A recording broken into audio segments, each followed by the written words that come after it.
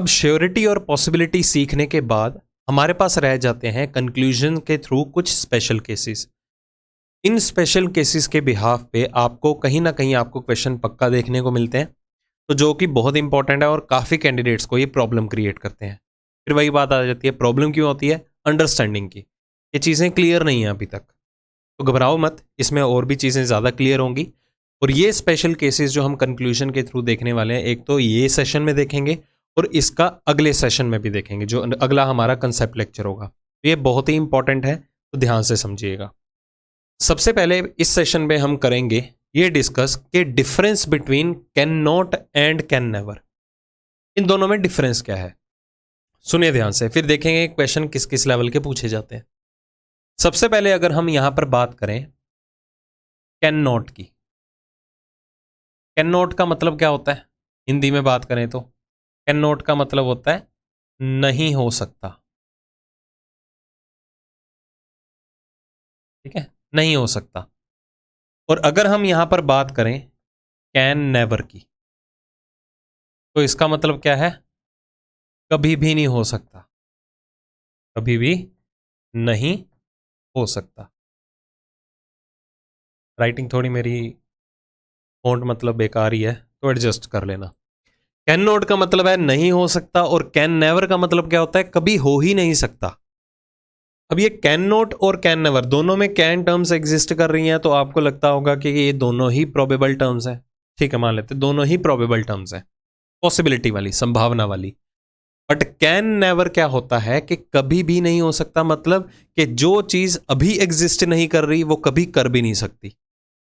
कहने का मतलब, अगर मैं इन दोनों चीजों का आपको रेफरेंस देके, एग्जाम्पल के थ्रू रेफरेंस देके एक चीज क्लियर करूं, ध्यान से समझना। मैं आपको एक वेन डायग्राम देता हूं कि some A are B and some B are C, ये मेरे पास एक इंफॉर्मेशन है। अगर मैं यहां पर आपको एक कंक्लूजन दूं कि some A can B C, क्या कुछ पोर्शन ए का सी हो सकता है? तो पॉसिबिलिटी हमने क्या सीखा कि जिन दो चीजों में कोई भी रिलेशन या लिंक ना गिवन होता है, एवरीथिंग इज पॉसिबल, तो ये क्या हो जाएगा? ट्रू। इसी के साथ साथ मैं आपको स्टेटमेंट का एक और सेट देता हूं। ये गिवन है, देखो कि some A are B and no B is C, कि कुछ ए बी है और कोई भी बी जो है वो सी का पार्ट नहीं है। तो एक काम करते हैं, कंक्लूजन में सेम ही पूछूंगा, इस वाले के आंसर यहां मेंशन कर दूंगा, उस वाले के आंसर वहां मेंशन कर दूंगा। ठीक है, तो इस केस में ये तो ट्रू है, और इस केस में ये भी ट्रू ही होगा, क्योंकि अगर कुछ पोर्शन ए का सी गिवन है, आपसे ये पूछा गया है, तो ये पोर्शन ए का ऐसा है जो सी हो सकता है। ये तो सिंपल है, इसमें तो कोई दिक्कत वाली बात नहीं है।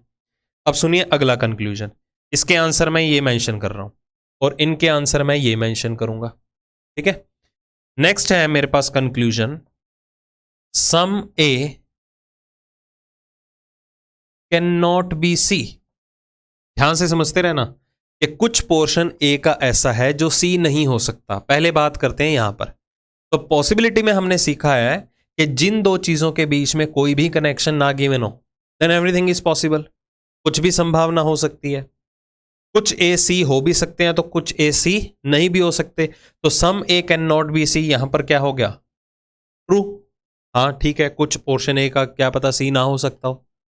पर अगर हम यहां पर बात करें some A are B and no B C के केस में, some A can not be C, के कुछ पोर्शन ए का सी नहीं हो सकता, क्या ये ट्रू है संभावना? तो ये संभावना क्या हो जाएगी? फॉल्स। क्यों फॉल्स हो जाएगी? क्योंकि सिलोजिज्म का दूसरा पॉइंट क्या कहता है हमारे पास, कि जिस चीज की हमें ऑलरेडी विजिबिलिटी है या श्योरिटी है, या जो इंफॉर्मेशन हमें निश्चित रूप से गिवन है, मैं उसे कभी भी पॉसिबिलिटी का पार्ट नहीं बना सकता, क्योंकि कुछ ए तो ऑलरेडी सी का पार्ट है ही नहीं, और क्या नहीं होंगे। तो यहां पर आके ये कंडीशन क्या हो जाती है? फॉल्स हो जाती है। आई थिंक ये चीजें भी क्लियर होंगी। तीसरी चीज हमारे पास क्या आती है? Some A can never be सी। ठीक है, तीसरी चीज हमारे पास क्या आती है? Some A can never be सी। तो पहले तो हम यहीं पर ही डिस्कस कर लेते हैं। अब इसे थोड़ा सा सेंस बना के क्वेश्चन को समझिएगा कि कुछ ए ऐसे हैं जो कभी सी हो ही नहीं सकते। कुछ सी ऐसे हैं जो सी का पार्ट कभी भी नहीं हो सकते, कैन नेवर, कभी हो ही नहीं सकते। क्या यहां पर ऐसी सेंस यहां पर आपको दिखी? अगर मैं यहां पर कंक्लूजन्स का ही रेफरेंस लूं, यहां पर तो हम सारे के सारे ए को ही सी का पार्ट बना सकते हैं, ये पॉसिबिलिटी वैलिड है ना।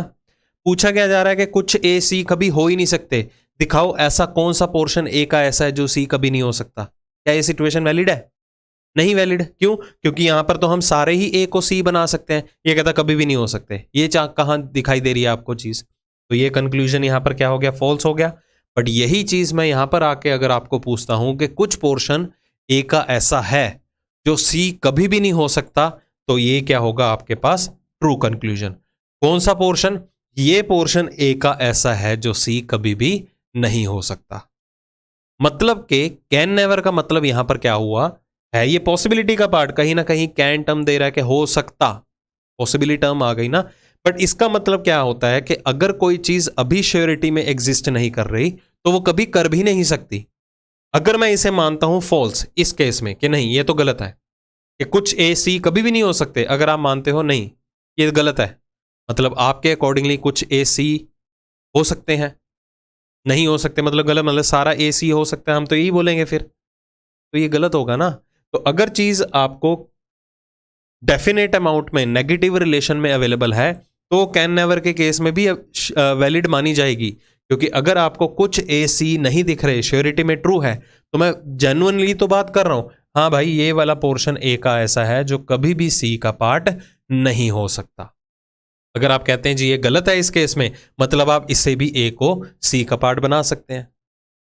समझ में आ गई? तो श्योरिटी के अंदर हम इसे कंसीडर करेंगे। तो जब भी कैन नेवर की सिचुएशन है तो कैन नेवर का मतलब क्या होगा? किसी चीज का श्योरिटी में ही एग्जिस्ट ना करना, that is can never. Okay, चलो एक तो चीज हो गई ये। इसके अलावा मैं आपको एक पॉइंट और भी क्लियर कर देना चाहता हूं। एक चीज हमें गिवन होती है, नो ए इज बी। एक चीज हमें गिवन होती है, all A are not B. ये सेशन देखो बहुत इंपॉर्टेंट है आपके लिए, नई नई चीजें देखने को मिलेंगी। एक है given no A is B, एक गिवन है all A are not B. No A is B का मतलब क्या होता है? कोई भी ए जो है वो बी का पार्ट नहीं है। All A are not B का मतलब क्या होता है कि सारे के सारे ए जो है वो बी का पार्ट नहीं है। अब ये देखते हैं ये सेम है या अलग अलग है। तो ये टोटली अलग अलग है। सुनिए कैसे। नो ए इज बी तो आपको क्लियर ही है कि कोई भी जो ए है वो बी का पार्ट नहीं हो सकते। But all A are not B अगर आपको गिवन हो तो हम इसे ऐसे नहीं ड्रॉ करेंगे। अब all A are not B, मैं आपको स्टेटमेंट बोलता हूं एक, बस मेरी भावनाओं को समझना, ठीक है? स्टेटमेंट में मत जाना।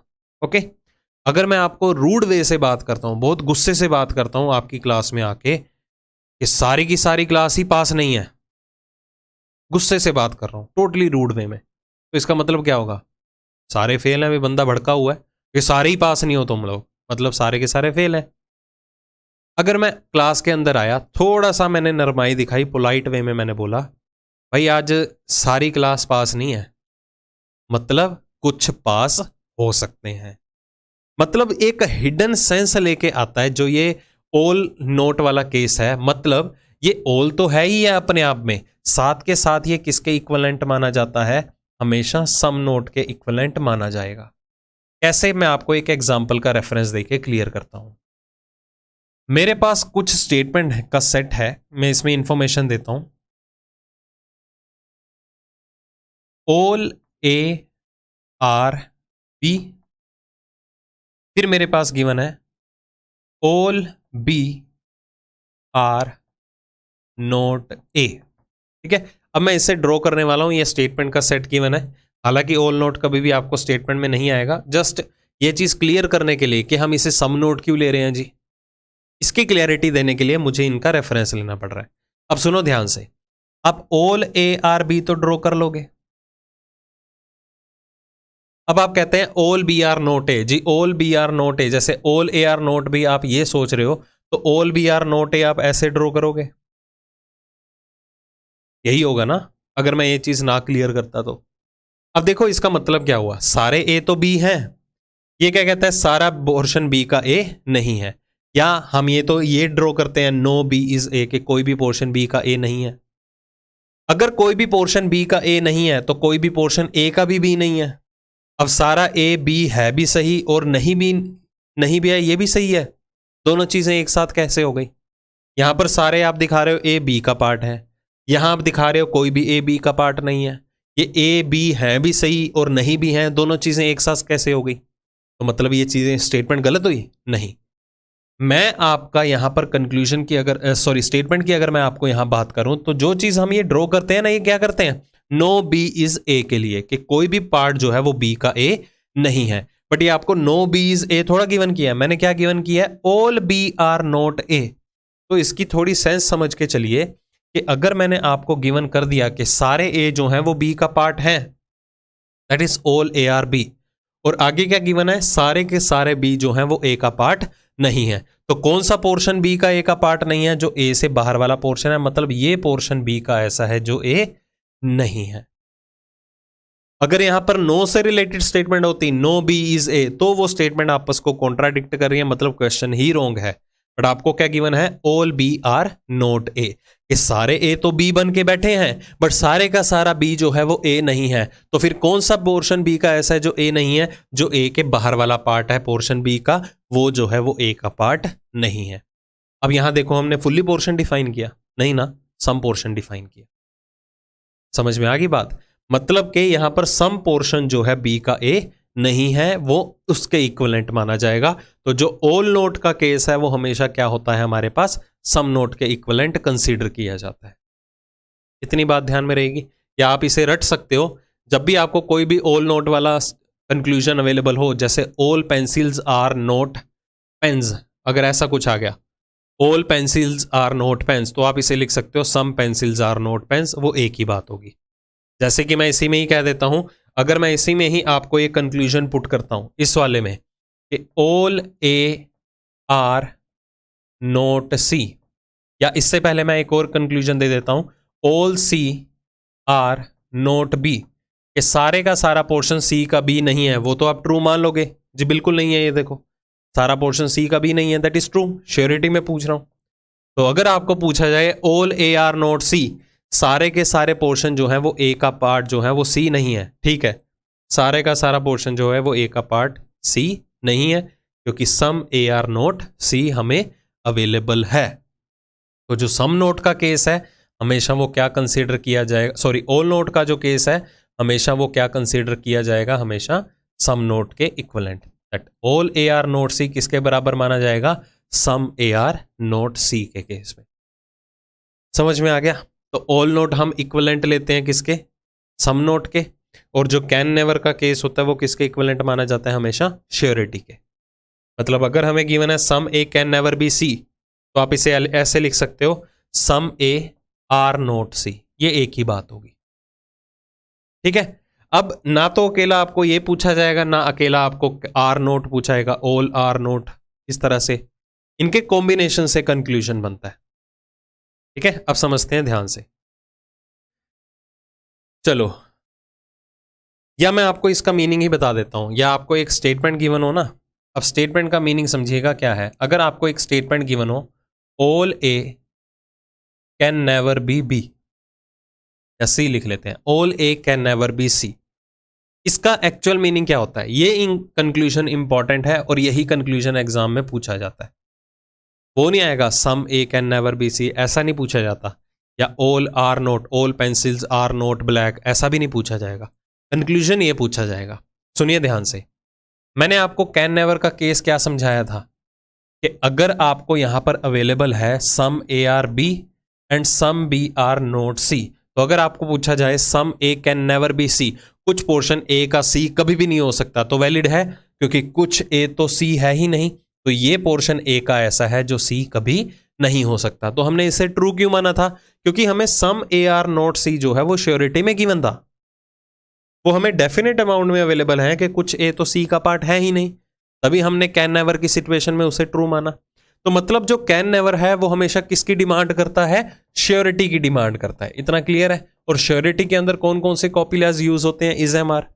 तो मतलब कि इस स्टेटमेंट को मैं ऐसे भी लिख सकता था, ऑल ए आर नॉट सी। दो जो चीज श्योरिटी में ट्रू है तभी तो हम उसे कैन नेवर में ट्रू मान रहे हैं। तो मतलब मैं कैन नेवर को क्या लिख सकता हूं? आर नोट, अभी बताया था। और हमने ये भी देखा जो ऑल नोट का केस है वो किसके इक्विवेलेंट माना जाता है? सम नोट के। मतलब ऑल ए आर नोट सी को मैं क्या लिख सकता हूं? सम ए आर नोट सी, क्योंकि ऑल नोट हमेशा सम नोट के इक्विवेलेंट माना जाता है। तो मतलब ये जो चीज है ना, all A can never be C वाली, वो सम ए आर नोट सी के इक्विवेलेंट मानी जाती है। मतलब अगर ये कंक्लूजन आपको गिवन हुआ, जैसे गिवन होता है all pens can never be pencils, तो उसे आप पता क्या बनाओ? Some pens are not pencils. अगर some pens are not pencils आपका ट्रू है तो all pens can never be pencil भी क्या होगा? ट्रू होगा। सिर्फ सेंस पे जाइएगा। अगर मैं कहता हूं मेरे पास ये कंक्लूजन आता है इसके अंदर कि all A can never be C, सिर्फ सेंस को समझ लो कि सारे के सारे ए जो हैं वो सी कभी भी नहीं हो सकते। बिल्कुल सही है, कभी भी नहीं हो सकते। क्यों नहीं हो सकते? क्योंकि कुछ पोर्शन जो है वो ए का सी है ही नहीं। इसकी वजह से सारे का सारा जो है पोर्शन ए का सी कभी भी नहीं हो सकता। मैंने क्या लॉजिक लगाया? क्योंकि कुछ पोर्शन ए का ऐसा है जो सी नहीं है, सम ए आर नॉट सी। कुछ पोर्शन ए के ऐसे हैं जो सी नहीं है। इसकी वजह से ही कि सारे का सारा पोर्शन ए का सी कभी भी नहीं हो सकता। तो जब भी कैन नेवर का केस आए, ऑल कैन नेवर का केस आए, तो वो सम आर नोट के इक्विवेलेंट माना जाएगा। अगर ये चीज ट्रू है तो वो ये वाला कंक्लूजन जो इस सेंस में पूछा जाएगा वो भी ट्रू है। ठीक है, मैंने सेंस भी क्लियर कर दी, उनके मीनिंग भी बता दिए। प्रॉब्लम आए तो रिवाइंड करके जरूर देखो, एक बार फिर से समझो तसल्ली से, अकेले बैठ के सेंस को पकड़ो। बाकी क्वेश्चन के थ्रू मैं क्लियर कर देता हूं। जैसे कि यहां पर हमें क्वेश्चन कुछ गिवन है। क्या गिवन है? Some bowls are cups.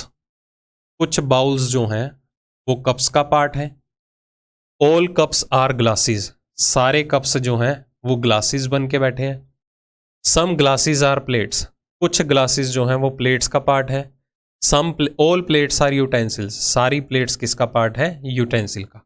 चलो, हमें वेन डायग्राम बना लिया हमने। तो पूछा क्या गया है? All bowls can never B utensils. क्या सारी की सारी बाउल्स कभी यूटेंसिल नहीं हो सकती? क्या सारी बाउल्स कभी यूटेंसिल नहीं हो सकती? खुद बताओ। यहां तो हम सारे के सारे बाउल्स का यूटेंसिल का पार्ट बना सकते हैं, इसकी तो पॉसिबिलिटी है। कैन नेवर क्या कहता है? कि कभी हो ही नहीं सकता। मतलब अगर वो चीज अब नहीं है तो कभी होगी भी नहीं। क्या आपको वो चीज अब नहीं है ऐसा गिवन है? हमें तो बाउल और यूटेंसिल के बीच में कोई लिंक नहीं गिवन। और तो और पॉसिबिलिटी क्या कहती है? अगर दो चीजों के बीच में कोई कनेक्शन नहीं given then everything is possible. यहां तो आप सारे का सारा बाउल ही यूटेंसिल बना सकते हो। तो यहां पर कैन नेवर की सेंस क्या हो गई? फॉल्स हो गई। मोर ओवर अगर इसे दूसरे करने का तरीका बोलो तो मैं इसे ऐसे भी कर सकता था, some bowls are not utensils. कुछ बाउल्स ऐसे हैं जो यूटेंसिल्स नहीं है। क्या मुझे ऐसा दिखाई दिया? कौन सा हिस्सा बाउल का ऐसा है जो यूटेंसिल के साथ नेगेटिव रिलेशन बना रहा है? नहीं है ना विजिबल। अगर ये चीज विजिबल है, सही होती, तो ये कंक्लूजन भी ट्रू होता। जब ये चीज दिखी नहीं हमें तो ये कंक्लूजन भी क्या हो गया? फॉल्स हो गया। आगे देखो, all glasses can never B utensil. क्या सारे ग्लासेस यूटेंसिल्स नहीं हो सकते? कभी हो सकते हैं ना। हम तो यहां पर सारे ग्लासेस को ही यूटेंसिल का पार्ट बना दे सकते हैं, बट इधर क्या आ गया? कैन नेवर, के कभी भी नहीं हो सकते। ऐसा थोड़ा है, यहां तो सारे ग्लासेस यूटेंसिल का पार्ट बन सकते हैं। मोर ओवर कुछ ग्लासेस तो ऑलरेडी यूटेंसिल्स हैं। तो ये वाला कंक्लूजन भी आपका क्या हो गया? फॉल्स हो गया। इसलिए आंसर क्या मार्क करेंगे इधर? Neither one nor two follow. ठीक है, एक और क्वेश्चन देखो इसी के ऊपर based. Some curtains are pillows. Some curtains are pillows. All pillows are blankets. All pillows are blankets and all blankets are doormats. Conclusion पे आते हैं। All curtains can never be blankets. क्या सारे कर्टेन्स कभी भी ब्लैंकेट्स नहीं हो सकते? क्या ये ट्रू है? ये फॉल्स है। पहली बात, कुछ कर्टेन तो ऑलरेडी ब्लैंकेट बन के बैठे हैं। तो अगर मैं इसे ट्रू मान देता हूं, ये बुरा मान जाएंगे फिर कि हमें क्यों बाहर निकाल दिया। ठीक है, मोर ओवर हम तो सारे के सारे कर्टेन को ब्लैंकेट का पार्ट बना सकते हैं, बट ये श्योरिटी मांग रहा है कि कभी हो ही नहीं सकते। क्या वो कभी भी नहीं हो सकते? हो सकते हैं ना। तो ये पॉसिबिलिटी क्या जो हुई कैन नेवर के केस में गलत हो गई। All doormats being curtain is a possibility, क्या सारे डोरमेट जो हैं वो कर्टेन हो सकते हैं? बिल्कुल हो सकते हैं। अगर कुछ डोरमेट ऑलरेडी कर्टेन का पार्ट हैं तो ये वाला पोर्शन भी तो हो सकता है, तो इसकी पॉसिबिलिटी वैलिड है, इसलिए आंसर क्या मार्क करेंगे यहां पर?